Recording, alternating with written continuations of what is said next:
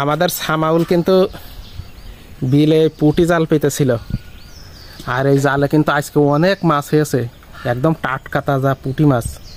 দেখেছো এই ডালাই কতড়ি, হ্যাঁ, আর এই জালে আছে। আবার ওই পাশে আর এক গাছ আছে, এক গাছ না দুই গাছ, গড়ে 5 গাছ পেতেছিল। ওই এক গাছ ওইটাই কম হয়ে, ওইটা পুরনো ছিঁড়া।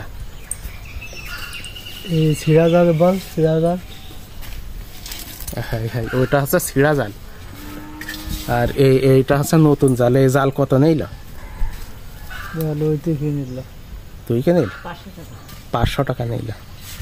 আর এই মাছ কিন্তু আমার বড় মা সাজো কুটে ফেলাচ্ছে। আর এই পুঁটি মাছ যখন তখন না কুটলে কিন্তু হয় না। এই দেখেছো, এই সাজো যদি না কুটা হয় তাহলে কিন্তু মাছ আবার পুইছে যায়, এই কারণে কুটে ফেলাচ্ছে। এই দেখো, এই জায়গায় অনেকগুলো মাছ হয়েছে। আর এই জায়গায় আর এক গাছ আছে, ঠিক আছে, এই গাছটায় কিন্তু অনেক হয়েছে। এটাও কিন্তু নতুন জাল, আর ওই পাশের ওইটা পুরনো একেবারে ছিঁড়া।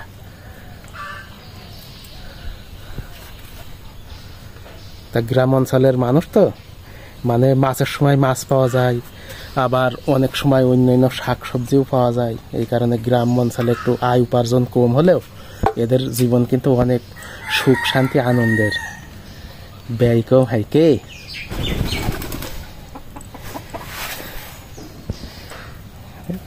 এইসব মাছ তরকারি এটা সেটা মূল্য কম, তারপর অনেক সময় বিল খালেও পাওয়া যায়। এটা রানী মাছ, হ্যাঁ, এগুলো ওই জন্য ভালো লাগে।